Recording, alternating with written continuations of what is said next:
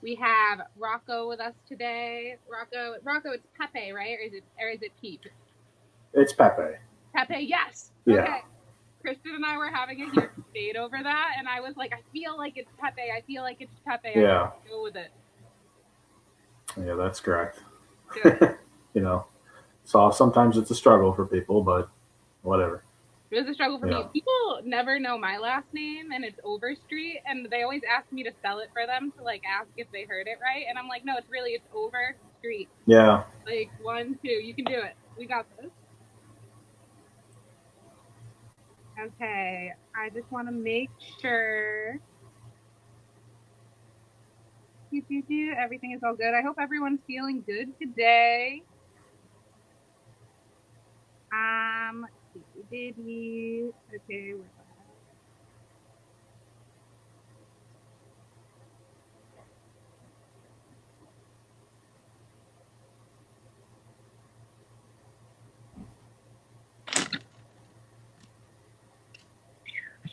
perfect. All right, we are good to go. So, my name is Alexis with Mastermind Adventures. I'm going to scoot on over here so y'all can see me.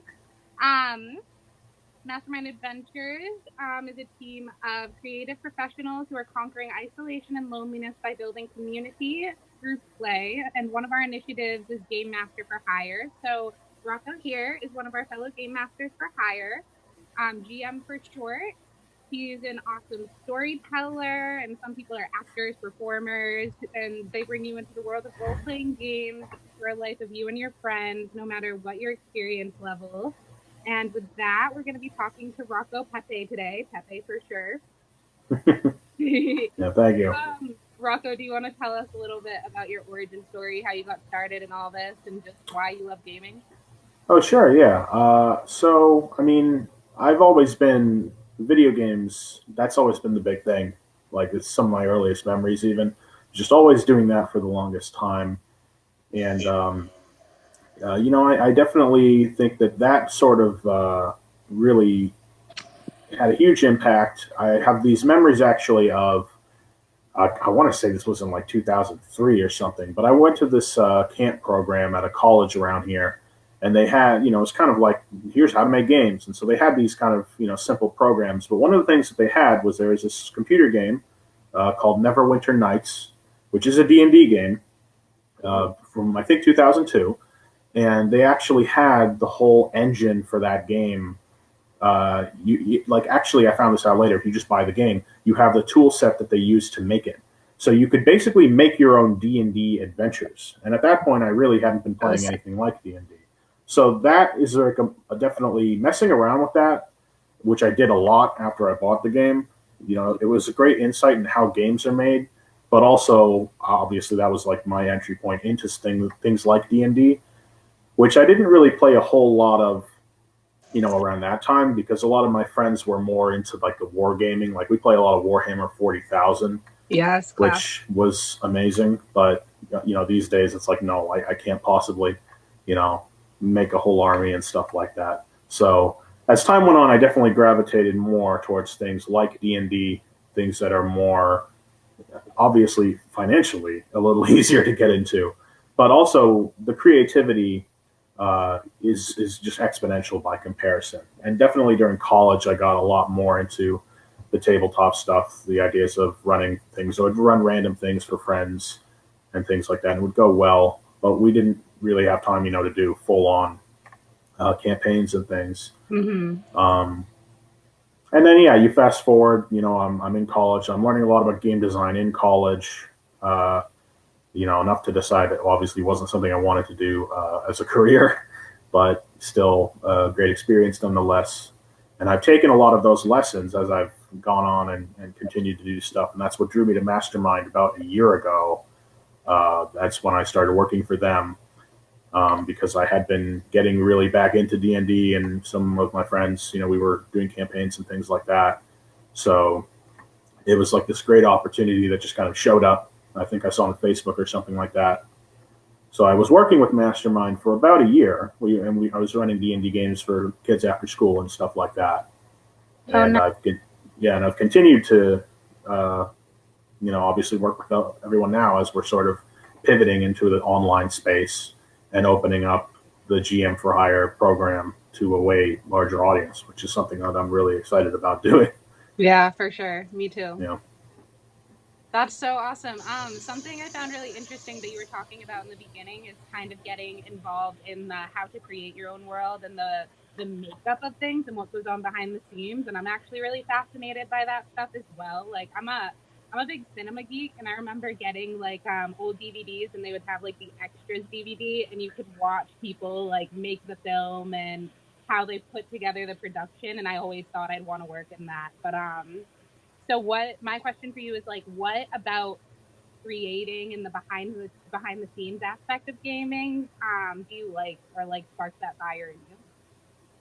yeah, seeing how the sausage is made is like I love one of it. those things that really, it's like, this whole other universe. Your own, a lot of things that we experience, we just see the front facing end of it, but to actually see how things are put together and to see what those people are doing in their thought process, uh, it definitely something that always intrigued me, and definitely part of why I think, as far as running games, I definitely felt pretty comfortable with it. It is an interesting process putting things together. I think a lot of people, and even myself, with this sort of thing, you assume you have to have answers for everything, and no, that's not really how it works. You obviously have to know what you're doing. You have to know what works and what doesn't.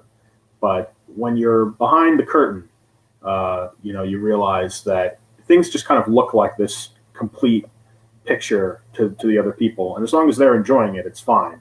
Really, the big trick is, to not.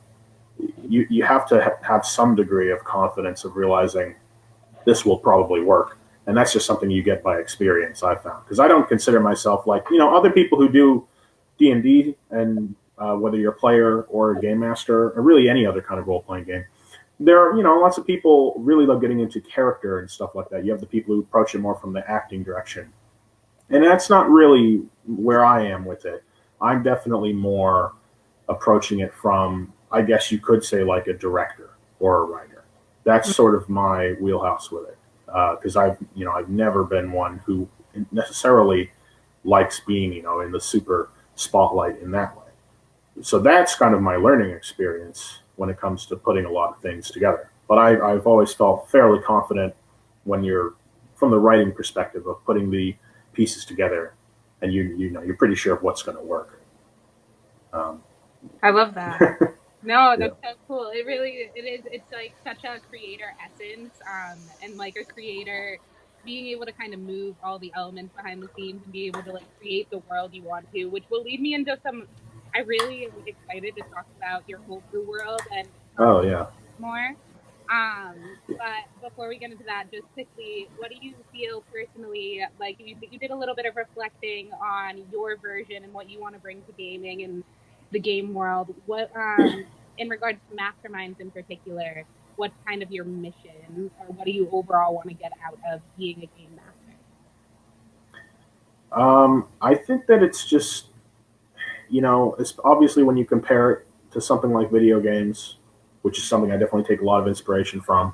Hmm. Uh, the level of collaboration and the freedom that comes with that is something that's been really, really fun to explore with people, and it's something you absolutely have to be willing to accept and work with, because I could come up with all sorts of scenarios, but you never know what's going to really happen, and you've got to be able to roll with that. And I'm Hmm. always, especially with people who are playing in my games, I'm always really impressed with the solutions that they come up with, and that's such an important lesson that you have to take away, because you could sit there and spend all day trying to come up with every single outcome that could possibly happen, and then what would happen because of those outcomes.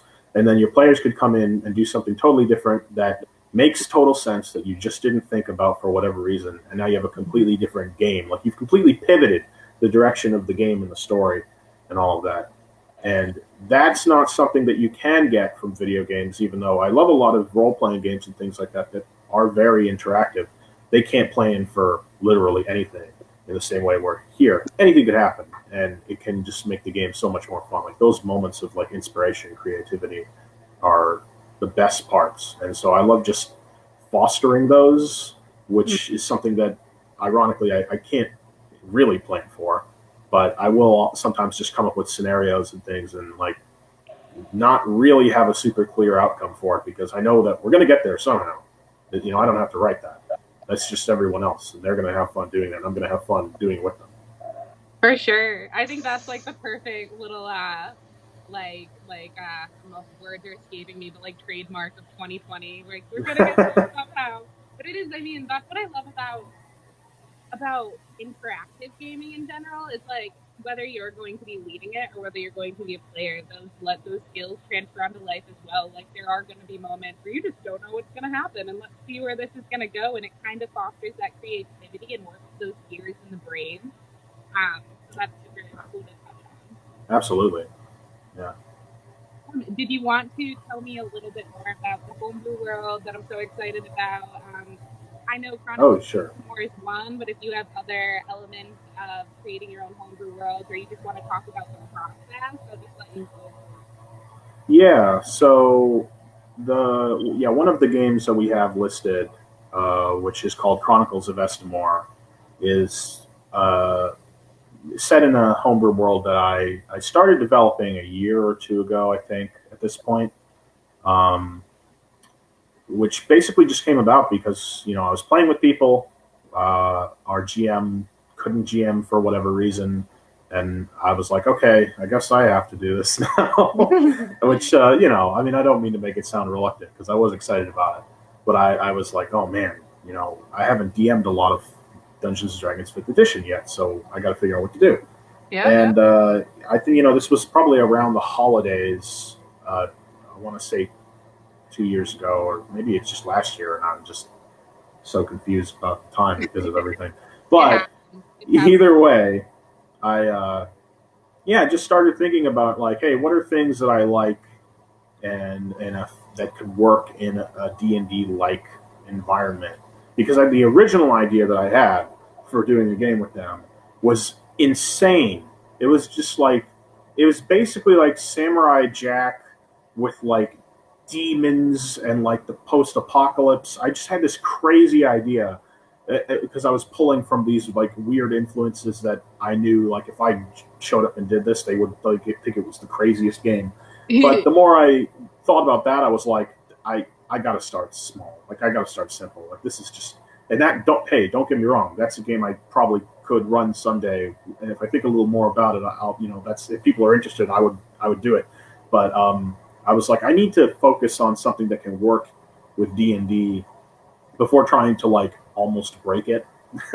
Yeah. So that was how Estemor came about, and I kind of just started making that setting by taking like 4 or 5 different sources. I think they were all games, coincidentally, but I was like, okay, what do I want to use here? So it's like, hey, you know, that last Zelda game had some cool stuff. I liked a lot of the ancient technology, so I want to try to put that in the world. Okay, well, we want to do a game where everybody's fighting big monsters. So, hey, The Witcher does that all the time, so I can use that for inspiration. And then I think like the most recent Fire Emblem game had been out for a while, and I was like, hey, political intrigue and different countries is fun. So I have to make a bunch of countries, and I got to make a map. And how do I make a map? And I got to write all this stuff down now. So it was taking all these things and kind of just smashing them together, but also obviously putting enough of a spin on it so it's not like, hey, this is just literally Zelda or whatever. No, so, I get that. Yeah, that's such a challenge too, is because like, especially as being into the stuff we're into, so many different stories, you do take the best elements of everything. Like I find myself daydreaming and telling stories throughout the day in my head where it's like, oh, it's just a retelling around my life of all these other crazy stories that I've told to like pass the time, but it's epic. But there is that fine line of like, okay, how do I make it uniquely mine?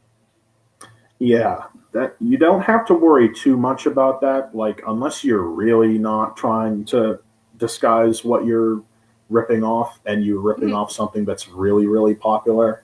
That, like, you know, as long as you do enough to change things and to make it your own, it isn't. It's not that hard because like we're not trying to like get a book published or anything. So I don't think you have to worry too much about that.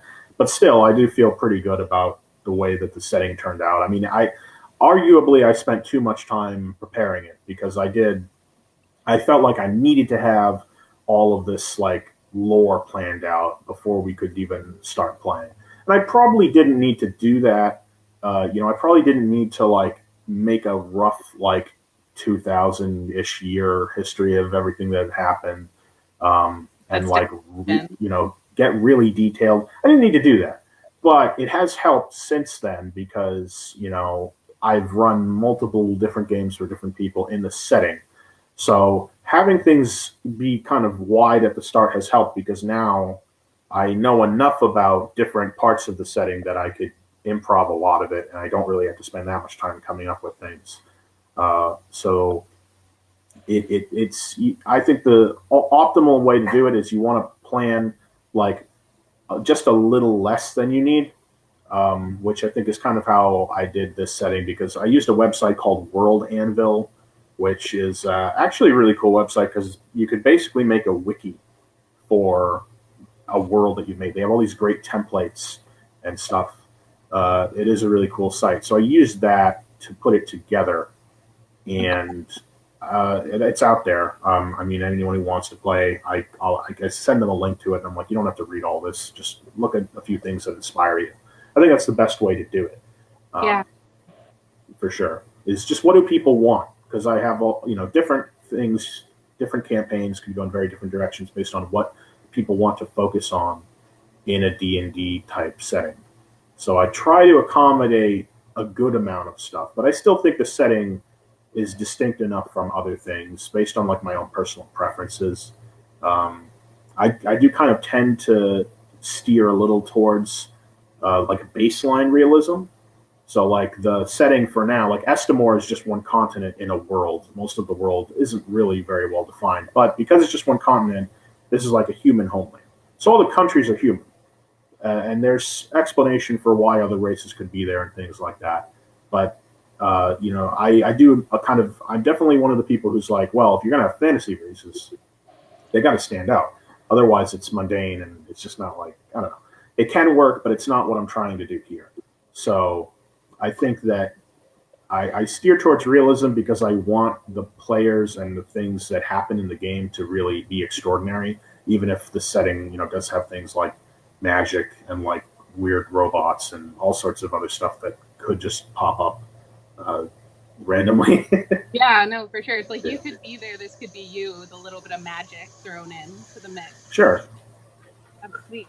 You find so just out of curiosity, what would you say like right now, maybe not even just for Estemor, but in general, what do you find yourself drawing inspiration from or resources that you find really helpful for finding inspiration?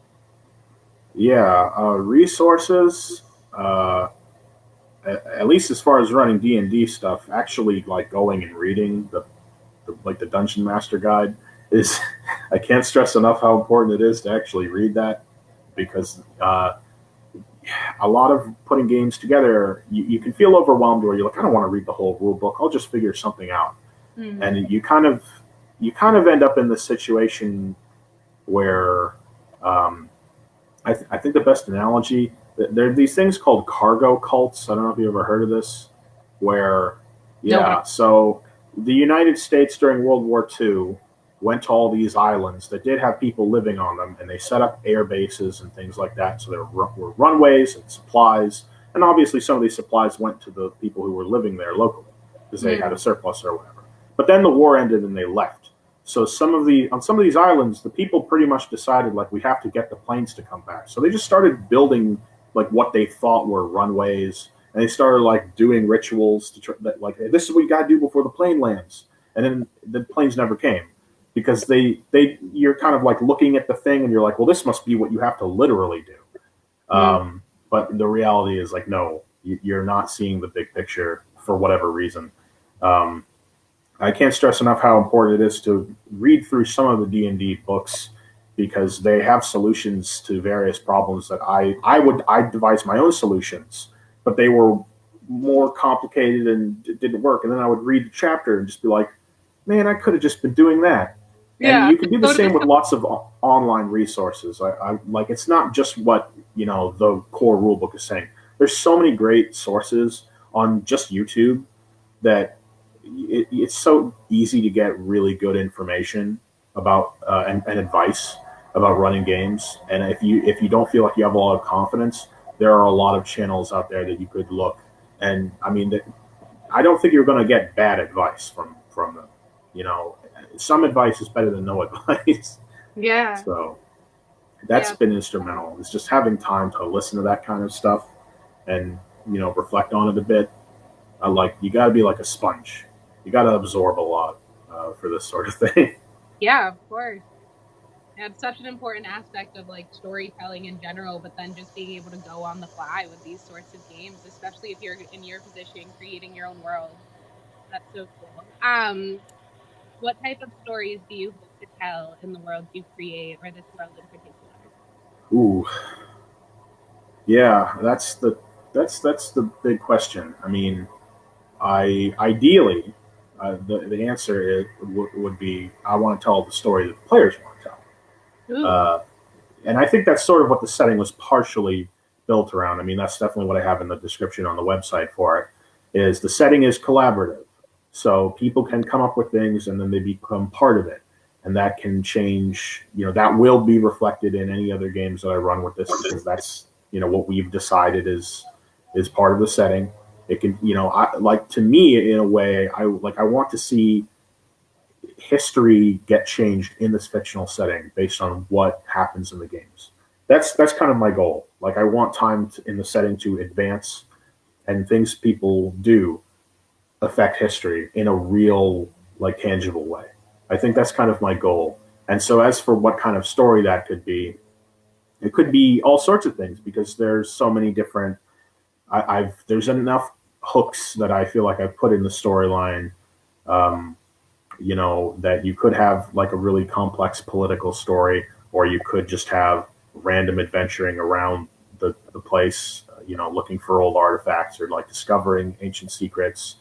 I have this whole thing with there's definitely cultural differences between not just the countries, but some of the races as well that I know. I think you could do some really interesting stuff with that if people want to do it. Um, I try to keep things a little vague because I want people to have room to do what they want. Um, so it's that was always the main concern was I'm making all this to entertain people. I'm entertaining myself, but I'm also entertaining other people. So we have to work together to find the story. I can give you some stuff at the beginning to get the ball rolling, but I want to see what other people's opinions are about like what they want to do in this world, and then it will go from there, so to speak. Mm. That's something I love about you and your style is like you nailed it at the beginning with the director style. That's so you. And I like that you're willing to kind of step back and adjust to whatever the player is going to want to be. That's really cool. Do you have oops, sorry, did I interrupt you? No, no, I mean that's true. Yeah, That's what it's become. Yeah. yeah, it's very unique though. I think a lot of people can get too involved in like having things go a certain way, and there's a freedom to just kind of like, all right, I am just here to direct you into wherever you're going to want to go, so let's get playing. Yeah, yeah. Even I think that's how ultimately every game that is, I guess good is going. It's going that way. You could watch, like a really high production stream game on YouTube or Twitch or whatever. They're doing the same thing. There's not there's someone there and they're trying to figure out where it's going to go based on what's happening, even at that moment. It doesn't matter if you're just playing a game at home or if you're watching like, a well produced, edited version or unedited, depending on what show you're watching, I guess that same stuff is happening. That's just how these games are played. Uh, I guess the simplest way would be to say that there's a lot of improv, but I don't feel like that's totally accurate. I mean, there is improv, but it goes beyond that. I think when people think of improv, they think of like improv comedy. And they think of like randomness, but I don't. It's not really random. There's things are guided. There's themes, there's intention.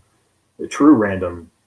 I mean, I've played, and I've run games and role playing systems that are truly random, and it's pure chaos, and it is very entertaining. But don't do that if people aren't interested in that. I guess that would be my advice on Yeah. that front. Oh, it's beautiful. Oh, okay. So, other than Chronicles of Estemor, and more so than just games, do you have any open campaigns? Do you have any streams? And what other games are you offering? Right. So, yeah, as far as streams, I've participated in a few of the streams that we've done, but I don't, at this time, I'm not streaming anything myself. We might, the home game that I'm doing that is in Estemor, we might stream that in the future. I haven't really talked to them about it, but I've thought about it. It is kind of it's a very laid back game. So I'm not 100% sure if we'll stream it, but it has been pretty funny. I feel like there's been a lot of just weird stuff, and I've had to really go to the flow with what those players have wanted to do. But you can see me in things on the Twitch channel for Mastermind. I've been participating in that, so I'll be around. But I don't necessarily know if I'm going to start running my own thing there. Besides that, yeah, so we have the Chronicles of Estemor, which would be the campaign for people. I mean, it could be groups, it could be individual. That's the main one that I have. We do have one shots for Estemor as well. So if you want to do that to get a taste for it, that's also something that I have. And you can do that if it's just you. I ran it last week for one person. And it went really well. It was like D&D with just one other person is really cool. So it's something you should try. Really intricate, just like yeah, super involved, and especially probably good for beginners as well. Yeah, it definitely good for beginners, but even playing, if you have experience, you probably haven't played one-on-one. So it's something I would recommend. But that, again, that doesn't have to be one-on-one if you don't want it to. But I have done that. We also have, there's a module, intro module I have called Into the Night, I believe, that I have set up there. And then as far as the future, I have some ideas for future things because I can run settings that aren't D&D. I have ideas for other kinds of games that would never work in D&D all the time. There's a system called Scum and Villainy that's kind of a sci-fi thing that I'm definitely looking into right now. So there may be a sci-fi game up there in the future, but obviously if people want to run whatever, I can run whatever. I offer that as well. I'm willing to learn and to help facilitate things if people feel like they need a GM who's impartial or whatever. And that's sort of where we're at this very moment. But things are always changing, trying to grow. So just keep your eye on the pulse. And I do have a Twitter, which I don't use a whole lot, but I do have one, which is I think it's Mystery Mind RP is the name. Oh, perfect. So you can check that out, and I will try to keep that up to date if I set up new things on the website and stuff. I'll try to put that information there. And I think you can see the stuff on Roll20 too. Roll20, the looking for group section. Some of my games are on there as well. So I'm trying to cast a wide net, I suppose. I love it. Let's get it all. I love that. Do you have anything else you want to add or talk about that you didn't get to touch on in particular? I don't know. I think we have covered it effectively. I'm not the best at. I've never felt like I'm the best at talking about myself, but no, you did grand. I actually learned it was a different perspective for me to talk to you about how you can view gaming in general, which is really epic, and it kind of takes me back to that like interest and just the behind the scenes that I've always had, and like how does it all come together? We are so I think so often we don't think about what we get to enjoy because so much is just laid out for us, especially when you're just like showing up, logging in, and that's that, and you don't get to think about that as much. Yeah, I guess that would be my. It might be counterproductive to offer this as advice, but if you are someone who plays a lot, and maybe you're like tired of playing, or you just feel like there's something you're missing, it's not scary to start running a game for people. Like, just maybe give it a try, and I think that will influence how you see the game. And if you do start playing again, it'll completely change everything. So I kind of see it as like trying to go behind the scenes is like a cure for if you're not feeling it being on the other side of the screen. It just totally changes your perspective. And I'm just trying to, you know, I try to be pretty transparent when I am doing games. Like I'm not spoiling things or anything like that. But I think it is kind of important to have that degree of transparency when you are running the game, because at the end of the day, I'm just playing in the same way that they are. You know, I'm not the boss or anything like that. So, um, I, being a game master, it shouldn't be scary. Don't be intimidated by it, and don't be intimidated by your game master. You know, uh, We I'm promise certainly it's not not doing that. scary. No one's scary. Yeah, I'll scare you in character, maybe.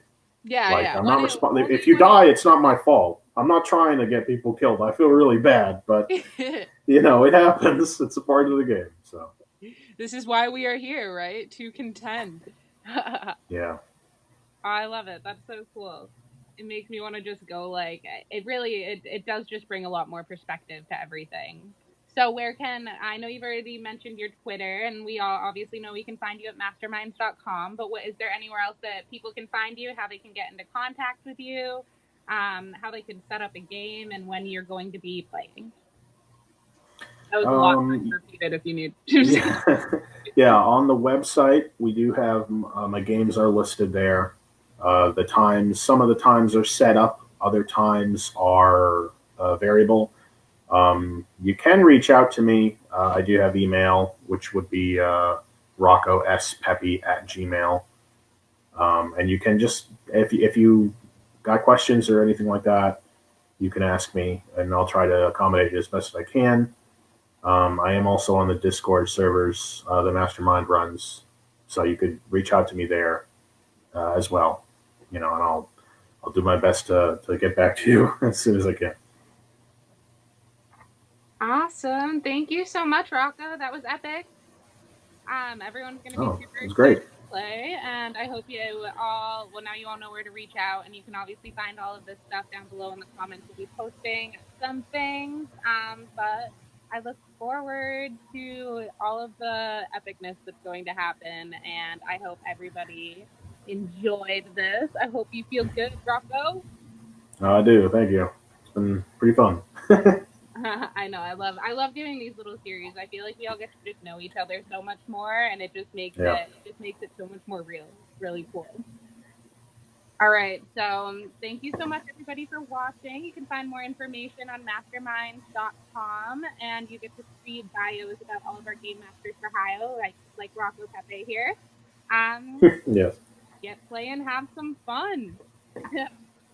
Bye, everybody. Bye.